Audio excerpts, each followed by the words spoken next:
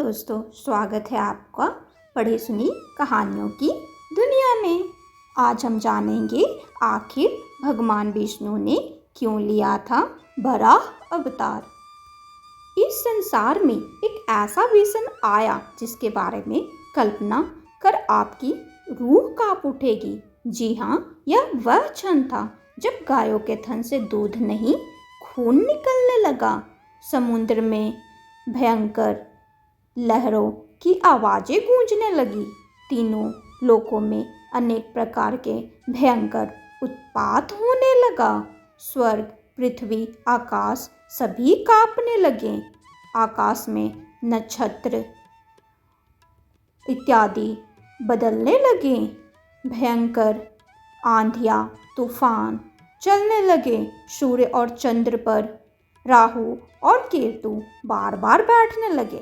जी हाँ, यह वह समय था जब हिरण्याक्ष और उसका भाई हिरण्यकश्यप ने द्वितीया के गर्भ से जुड़वा बच्चों के रूप में जन्म लिया। दोनों राक्षस जन्म लेने के तुरंत बाद ही बड़े हो गए।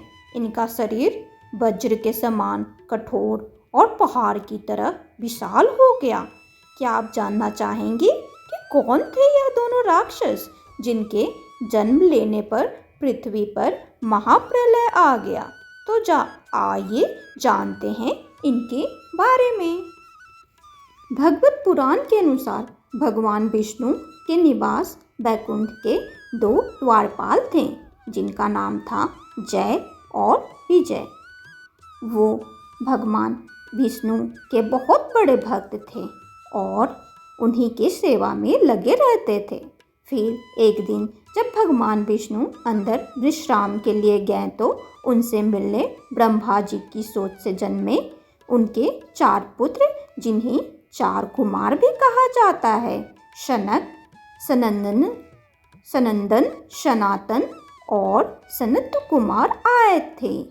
उन चारों ने अपनी कठोर तप से आयु को बस में कर लिया था, जिनसे वो ज़्यादा आयु होने पर भी छोटे बालक के समान दिखते थे।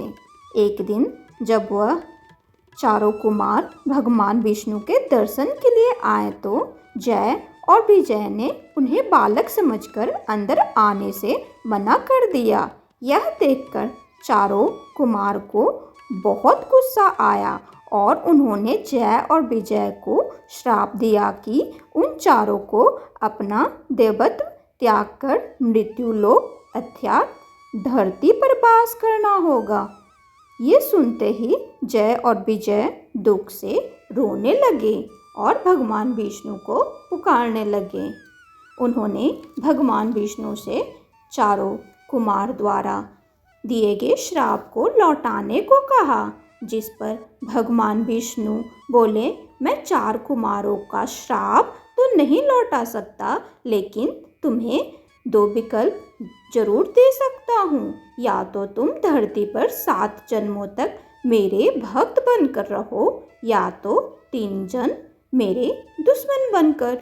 ये सुनते ही जय और विजय ने 3 जन्म भगवान विष्णु के शत्रु बनने का विकल्प चुना, ताकि उन्हें भगवान विष्णु से ज़्यादा समय तक दूर न रहना पड़े।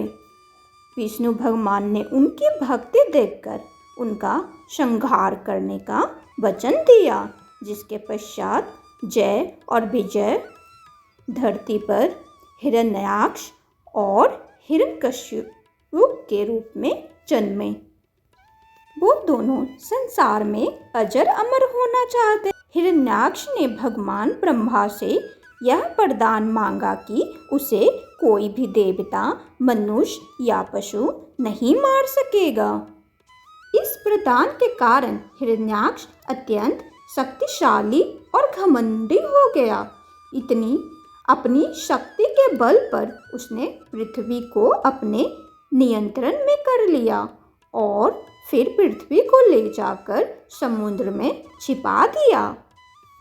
अब कहानी इस प्रकार आगे बढ़ता है कि जब ब्रह्मा जी भगवान विष्णु की नाभि से निकले एक कमल से उत्पन्न हुए थे। तब उन्होंने 100 वर्षों तक तपस्या की। तब भगवान विष्णु ने सारा ज्ञान ब्रह्मा जी के हृदय में प्रस्फुटित कर दिया और ब्रह्मा जी को आज्ञा दी कि आप प्रजा की उत्पत्ति करें। तब उन्होंने अपने दाएं अंग से मनु व बाएं अंग से शतरूपा को जन्म दिया। उन्हें आज्ञा दी कि पृथ्वी पर जाकर सृष्टि प्रारंभ करो। तब वे दोनों इस लोक यानी पृथ्वी पर आने के लिए निकले। तो सभी लोग तो अपने स्थान पे थे, परंतु पृथ्वी अपने स्थान पे नहीं थी।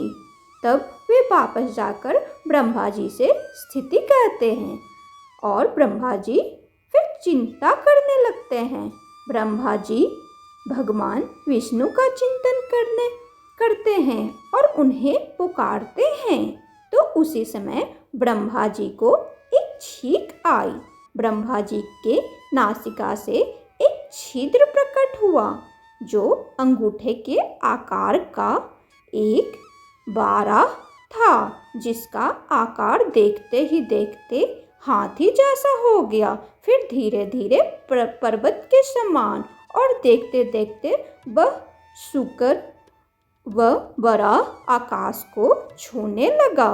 ब्रह्मा समेत सारे देवी देवता समझ गए कि ये साक्षात भगवान विष्णु ने बड़ा अवतार धारण किया है।